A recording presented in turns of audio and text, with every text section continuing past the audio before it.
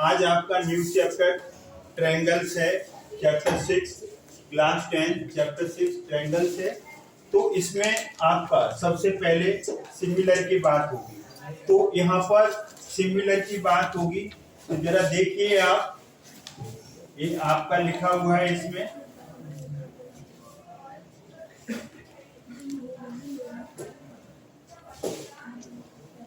two figures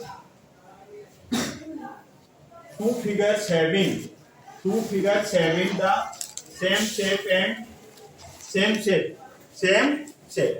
दो figure की shape एक जैसी हो, जैसे आपका ये सर्कल है, ये बड़ा सर्कल है, शेप एक जैसी है, साइज अलग अलग है। साइज कब इक्वल होगा? जब वो कॉन्ग्रुएंट होंगे। जैसे आपके पास दो बुक है मैथ्स की, तो दो बुक है मैथ्स की, अगर एक ही क्लास की है ना, ये 10th की है आपकी बुक है, ये दोनों कॉन्ग्रुएंट हैं, एक दूसरे को सुपरपोज करेंगी, इसमें लेंथ विड्थ और हाइट इक्वल होगी। अब यहां पर ये दो सर्कल सिमिलर हैं, रेडियस भले ही इनकी अलग अलग है, शेप एक जैसा है। तो यहां पर क्या लिखा है? To figures having the same shape एक जैसा होगा, साइज अलग अलग होगा। And not necessarily the same size, जरूरी नहीं है उनका सेम साइज हो। सेम साइज है तब भी वो सिमिलर होंगे। देखिए आप, ए हैंड है, ए हैंड, दोनों का शेप और साइज एक है, तो कॉन्ग्रुएंट है। तो कॉन्ग्रुएंट है तो वो सिमिलर तो होंगे, लेकिन सिमिलर है तो वो कॉन्ग्रुएंट हो, ये जरूरी नहीं है।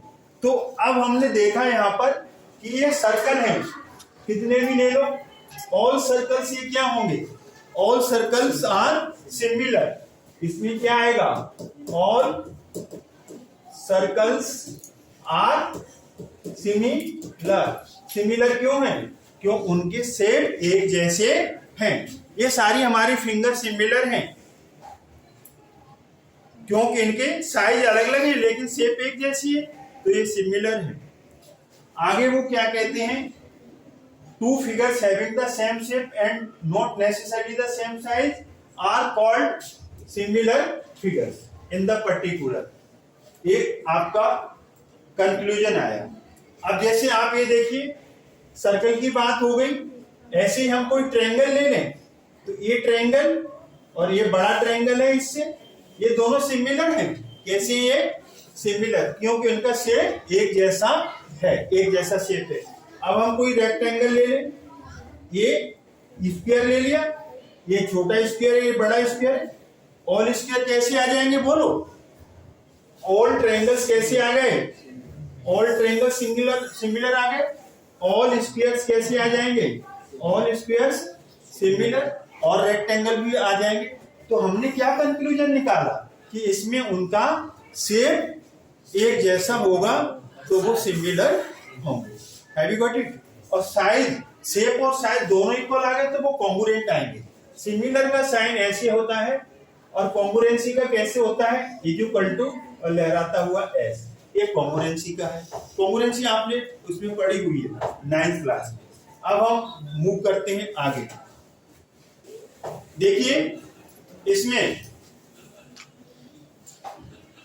इनकी दोनों की साइज अलग अलग है, शेप एक जैसा है, तो ये ऑल सर्कल्स आर सिमिलर, ये सिमिलर है। ये स्क्वायर है, ऑल स्क्वायर्स आर सिमिलर, इनका शेप एक जैसा है,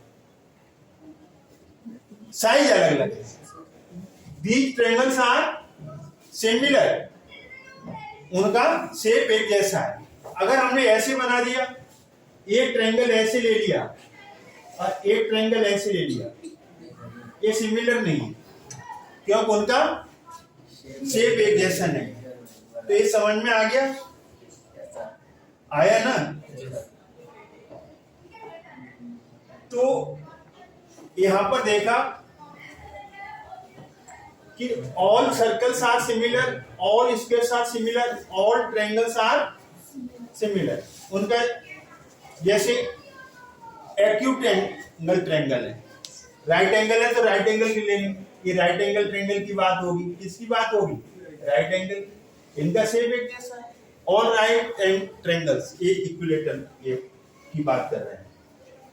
तो therefore all circles are similar, समझ में आया, टू और more squares are two, equilateral triangles are similar. ये कैसे ट्रायंगल है, इक्विलेटरल, राइट एंगल ले रहे हैं तो राइट एंगल सिमिलर होंगे, एक ही उनकी शेप होगी जब वो इक्विलेटरल ट्रायंगल होंगे, समझ में आया। ये तो ये बता दिया, therefore all circles are similar whatever two और more squares or two more equilateral triangles see in figure A.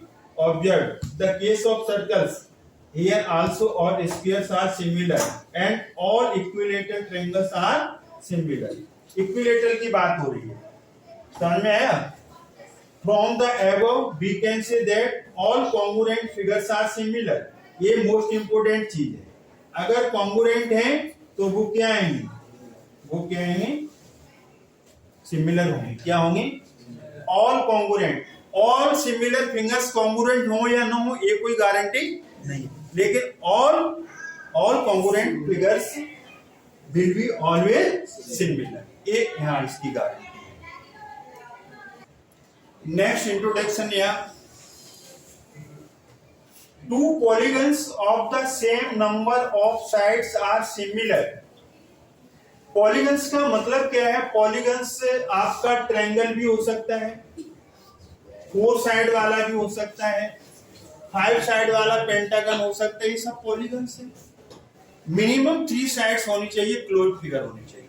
Triangle, quadrilateral में भी टाइप्स होते हैं, कौन से टाइप्स होते हैं, पैरेललोग्राम है, रोम्बस है, ट्रेपेजियम है, स्फीयर है, रेक्टेंगल है। Two polygons of the same number of sides number equal हो, आर सिमिलर होंगे, कब होंगे, पहली condition their corresponding angles are equal.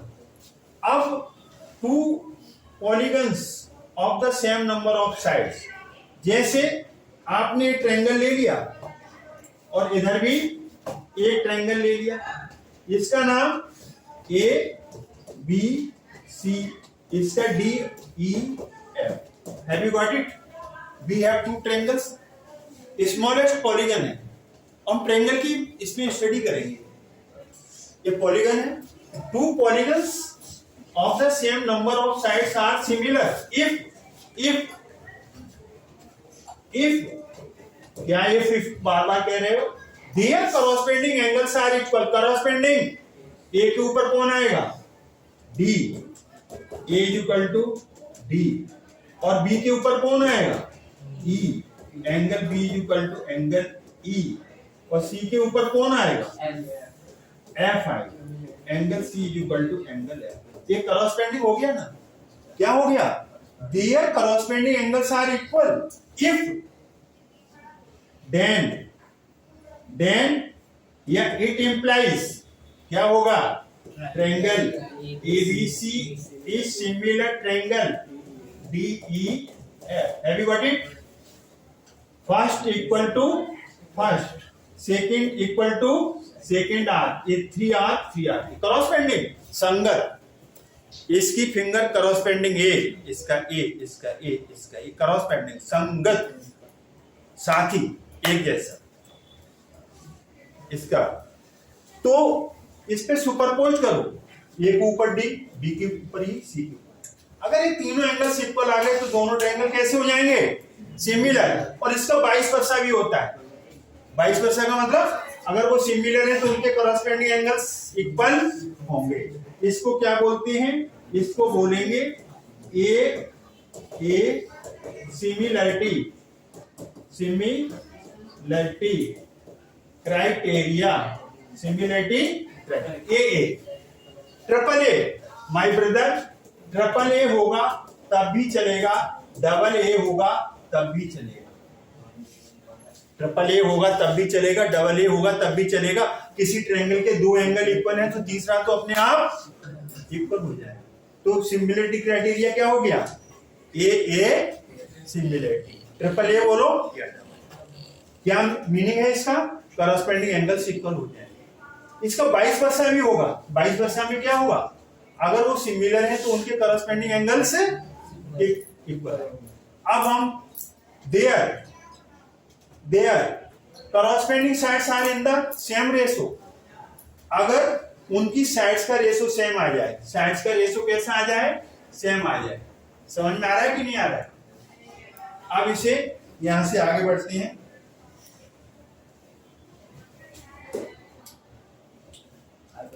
Most important second part, meaning समझना। if their corresponding sides are in the same ratio, AB के ऊपर कौन आएगा? D, AB और AB corresponding राइट, AB का बोलो DE के साथ, फिर AC का DF के साथ, और फिर BC का EF के साथ, BC का EF। देन क्या आएगा? Triangle ABC is similar triangle DEF by S similarity criteria. कौन सा क्राइटेरिया? S, triple S। ये हो गया। अब अगर ये करस्पॉन्डिंग AB का करस्पॉन्डिंग D, AC का करस्पॉन्डिंग DF, BC का करस्पॉन्डिंग EF, करस्पॉन्डिंग साइड्स का रेशियो इक्वल है तो ये सिमिलर हो जाएंगे। अगर सिमिलर है तो अब एक और होता है, इसी में हम आपको फिनिश कर देते हैं, आगे नहीं बताएंगे। एक और क्या है देखिए आप, इसमें एक होता है SAS। देखिए यहां से A B C D E F, ये F है। इफ AB के नीचे DE आ जाए, AB के नीचे DE आ जाए और AC के नीचे DF आ जाए, इनका रेशो एंड इनका इंक्लूडेड एंगल, दो साइड और बीच का angle A is equal to angle D हो, देन तब भी आप क्या कह सकते हो? Then triangle ABC is similar triangle DEF। इसको बोलेंगे बाय S सिमिलरिटी क्राइटेरिया। समझ में आ गया? क्राइटेरिया ध्यान रखना, दो साइड्स का रेशो करस्पॉन्डिंग और बीच का SAS बोलेंगे। क्या बोलेंगे? इसका 22 वर्षा, अगर SAS इक्वल है तो दोनों ट्रायंगल सिमिलर आ जाएंगे। अब हम एक आपका इंट्रोडक्शन वीडियो हो गया। अब इंट्रोडक्शन वीडियो हो गया, पार्ट आपका फर्स्ट हो गया। अब हम नेक्स्ट वीडियो में एक्सरसाइज 6.1 करेंगे। आई होप आपको समझ में आए तो वीडियो लाइक करें, शेयर करें, चैनल को सब्सक्राइब करना। Thanks for